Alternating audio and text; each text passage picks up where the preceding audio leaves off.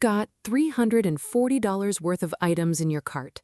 Shoes you've been eyeing for weeks, a jacket, a new set of wireless earbuds, and right there at checkout, between the Pay Now button and your heart rate going up, there's another option. 4 payments of $85. No interest, no credit check. Just tap and it's yours. So you tap and it feels like nothing, because $85 feels like nothing. The shoes arrive in 2 days, you wear the jacket that weekend, the earbuds are already connected to your phone. Life is good. 3 weeks later, you're back. New cart, different items, same checkout screen. 4 payments of $62. You tap again. Then again the following month, then twice in 1 week because there was a sale and the payments were only $40 each, and $40 is basically free. And here's where the story gets quiet. Because nothing alarming happens. No collections call, no credit card statement with a number that makes your stomach drop, no single moment where the trap closes. It just quietly, gradually, invisibly stacks. 6 months later, you have 7 active BNPL plans across 4 different apps: Klarna, Afterpay, Affirm, PayPal Pay Later. Combined monthly obligation, $490. You didn't take out a loan, you didn't open a credit card, you just tapped Pay in 4 14 times. And now, $490 of every paycheck is already spent before you see it, on things you barely remember buying, in payments so small you stopped tracking them months ago. This is not a story about impulse control. This is a story about a financial product so perfectly engineered to feel harmless that 49% of Americans aged 25 to 44 are currently using it, and most of them have no idea what it's actually costing them. Today, we're going to break down exactly how BNPL works, why it's more dangerous than credit card debt in several specific ways, and the exact math that reveals what those small payments are actually stealing from your financial future. There are 6 things about Buy Now, Pay Later that the apps absolutely do not want you to understand. Each one sounds small in isolation. Together, they form one of the most effective wealth extraction systems ever built for everyday consumers. By the end of this video, you will never look at a Pay in 4 button the same way again. Let's get into it. The first thing BNPL companies did brilliantly was remove every word associated with debt from their entire user experience. There's no loan, no interest rate, no balance, no minimum payment, no APR. Instead, pay in 4, split it, take it home today. The language is casual, friendly, almost playful. But here's what's actually happening when you tap that button. You are entering a legally binding installment loan agreement. You are borrowing money from a financial company. That company is extending you credit in exchange for a future repayment obligation. That is debt. By every legal, financial, and mathematical definition, that is debt. The Consumer Financial Protection Bureau confirmed this in their 2024 BNPL market report, which officially classified Buy Now, Pay Later products as a form of consumer credit. And here's why the rebranding matters so much financially. When something doesn't feel like debt, you don't treat it like debt. You don't track it like debt. You don't include it in your budget like debt. You don't feel the psychological weight of debt that would normally slow your spending down. The average credit card user thinks twice before adding to a balance they can clearly see growing on a statement. The average BNPL user thinks about $85, just $85, right now, today. The full obligation, the $340, plus any late fees, plus the opportunity cost of that capital, never enters the calculation because the product is designed to prevent it from entering. The Pay in 4 framing is not a payment plan. It is an attention management system. Its entire purpose is to keep you focused on the smallest possible number while you make the largest possible commitment. A 2025 Consumer Financial Protection Bureau study found that BNPL users spend an average of 28% more per transaction than they would have if paying in full. 28% more per transaction. The shoes that cost $340 would have been a $260 pair if you were paying cash. But at $85 per payment, you bought up because $85 didn't feel like $340. That's not a coincidence. That's the product working exactly as designed. Here is the specific mechanism that makes BNPL more dangerous than a single credit card for most people's financial lives. A credit card has one balance, one number, one statement. You can see the full damage in one place. BNPL debt is fragmented across multiple apps, multiple merchants, multiple repayment schedules, each one small enough to feel manageable in isolation, combined into something that can quietly consume hundreds of dollars of monthly income before anyone sounds an alarm. A 2025 survey by Credit Karma found that the average BNPL user in America has 3.8 active payment plans simultaneously, but among users aged 25 to 34, that number climbs to 5.2 active plans.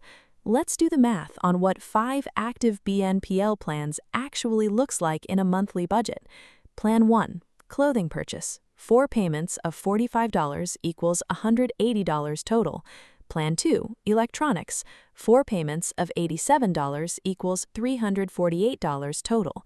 Plan 3, home goods. 4 payments of $62 equals $248 total. Plan 4, shoes. 4 payments of $55 equals $220 total. Plan 5, gym equipment. 4 payments of $73 equals $292 total. Monthly BNPL obligation, $322. Not $322 on a credit card you can see, $322 spread across 5 apps, 20 individual payment events, triggering on different days of the month, drawing from your account in amounts small enough that most people don't notice each individual withdrawal. That $322 per month is $3,864 per year. Invested at 8% returns over 25 years, that's $285,000. You didn't lose $285,000 to BNPL debt. You lost it to the quiet, invisible accumulation of payment plans so small they never triggered your financial alarm system. Meet Jasmine, 32 years old, marketing manager, makes $68,000 a year. She uses BNPL regularly because, as she says, I only use it for things I was going to buy anyway. That reasoning sounds responsible. It isn't, because what BNPL actually does is shift purchases she would have delayed or skipped entirely into purchases she makes immediately. Jasmine has 4 active plans right now. Combined monthly payment, $267. She doesn't include them in her budget because she doesn't think of them as debt. They're just payment plans. Her actual monthly debt obligations, credit card minimum, student loan, car payment, total $680. Her BNPL obligations add $267 to that. Her real monthly debt service is $947. She thinks it's $680. The $267 gap between what she thinks she owes and what she actually owes is the invisible debt stack. And Jasmine is not unusual, she is average. Here's something the BNPL industry spent years hoping you wouldn't find out. Until recently, most BNPL transactions did not appear on your credit report. This seemed like a benefit. Use it without affecting your credit score. It was not a benefit. It was a trap with a delayed trigger. In 2024 and 2025, Equifax, TransUnion, and Experian all began integrating BNPL data into their credit reporting systems, which means every BNPL plan you've opened, including the ones you opened when you thought they weren't being tracked, may now be visible to lenders. And here's what lenders see when they look at BNPL history: multiple simultaneous credit obligations, frequent new credit applications, high utilization across fragmented accounts. None of these things look good to a mortgage underwriter deciding whether to approve your home loan. A 2025 study by the Urban Institute found that BNPL users were 18% less likely to be approved for traditional credit products, mortgages, auto loans, personal loans, compared to non-BNPL users with otherwise identical credit profiles. 18% less likely because of payment plans for shoes and electronics. Marcus is 29. He's been using BNPL for 2 years, never missed a payment, always paid on time, thought his credit was spotless. He applied for a mortgage pre-approval last spring, denied. His debt-to-income ratio, which includes all his BNPL obligations, was too high for the loan amount he needed. 6 active BNPL plans, perfectly paid, on time, every time, disqualified him from buying a home because together they told a story no individual plan was designed to tell, the story of someone who cannot stop spending. That story cost him the house. Here's how BNPL companies actually make money. Most offer zero-interest payment plans. So if there's no interest, where's the revenue? 2 places. First, merchant fees. Retailers pay BNPL companies 2 to 8% of every transaction processed. That's why every checkout page now has a BNPL option prominently featured. The store pays for your payment plan because BNPL increases their average order value by 28%. Everyone wins, except your bank account. Second, and this is the one that directly costs you, late fees. The CFPB's 2024 report found that BNPL companies generated $1.8 billion in late fee revenue in the United States alone. $1.8 billion from missed payments on plans that were supposed to be the responsible alternative to credit cards. The fee structure is designed around human behavior. When you have 5 active plans triggering payments on different days, the 3rd, the 8th, the 12th, the 19th, the 24th, the probability of missing at least one in any given month is significantly higher than missing a payment on a single credit card with one due date you've memorized. The fragmentation that makes BNPL feel manageable is the same fragmentation that makes late payments more likely. And when you miss a payment, the fees hit immediately, $7 to $15 per missed installment. Across 5 plans, one missed payment each over the course of a year costs $84 to $180 in fees alone for payment plans that were supposed to be free. This is the section most BNPL users have never seen calculated, because the conversation about BNPL always focuses on the payments. Can you afford the payments? Yes. Therefore, BNPL is fine. That logic is missing the most important number. The question is never whether you can afford the payments. The question is what those payments could have been doing instead. Let's take a specific example. A 28-year-old uses BNPL consistently and carries an average monthly obligation of $250. Over 12 months, that's $3,000 in BNPL payments. Now let's ask a different question. What if that $250 per month was invested in a Roth IRA instead? At 8% average annual returns, $250 per month invested from age 28 produces approximately $745,000 by age 65. Let that settle. $745,000 from $250 a month that you were already spending anyway, just on different things. The BNPL payments bought clothes and electronics that will be worth approximately 0 in 10 years. The investment would have produced $745,000 in retirement wealth. That is the true cost of BNPL, not the late fees, not the credit score damage, not the invisible debt stack. The true cost is the future you didn't build because the present felt too convenient to pass up. Now, apply this across the 49% of Americans 25 to 44 who are currently using BNPL regularly. That is tens of millions of people trading hundreds of thousands of dollars in future wealth for the convenience of paying in full. This is not a small consumer finance issue. This is a generational wealth crisis unfolding in payment installments of $40 to $90 across hundreds of millions of checkout screens every single day. Everything we've covered so far is the diagnosis. This section is the treatment, and the treatment is simpler than the problem suggests. Step 1, audit your active plans right now. Open every BNPL app on your phone. Klarna, Afterpay, Affirm, PayPal Pay Later, Zip, all of them. Write down every active plan, the total remaining balance, the monthly payment, the due date. Add those monthly payments together. That number, the one you probably haven't seen clearly before, is your real BNPL debt service. For most regular users, this number will be somewhere between $150 to $400 per month. Look at it. Let it land. That is money that is already spent before your paycheck clears. Step 2, pay off the smallest plan first. Same logic as the debt snowball. Eliminating one plan entirely reduces your fragmentation and removes one payment trigger from your monthly calendar. The psychological relief of going from 5 active plans to 4 is real and measurable. Use it as momentum. Step 3, delete the apps. Not pause, not unlink your card, delete.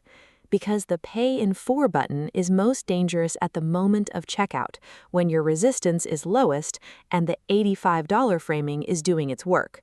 The best defense against that moment is to not have the option available. Removing the app from your phone creates enough friction that impulse BNPL purchases drop to near zero almost immediately. Step 4, redirect the freed payments to a Roth IRA or brokerage account. Once your BNPL plans are paid off, do not let that money re-enter your spending. Set up an automatic transfer for the same amount, $250, $300, whatever it was, to a Roth IRA or brokerage account the day after every payday. You've already proven you can live without that money. Now put it to work instead of sending it to Klarna. Step 5, implement the 48-hour rule for all discretionary purchases. When you feel the urge to use BNPL or to make any non-essential purchase, wait 48 hours. Research consistently shows that approximately 70% of purchase desires fade within 48 hours if not acted upon immediately. That $340 cart will still be there in 2 days, and in 2 days you'll be thinking clearly instead of responding to a checkout screen that was designed by a conversion optimization team whose sole purpose is to get you to tap before you think. Go back to that checkout screen. 4 payments of $85, no interest, no credit check. Now you know what that button actually is. It's not a payment plan. It's a wealth extraction system designed to feel like a convenience. It takes the one thing most Americans 25 to 40 are already short on, monthly cash flow margin, and fragments it across so many small obligations that the damage is invisible until it isn't. Until you're denied a mortgage, until you calculate the $745,000 you didn't invest.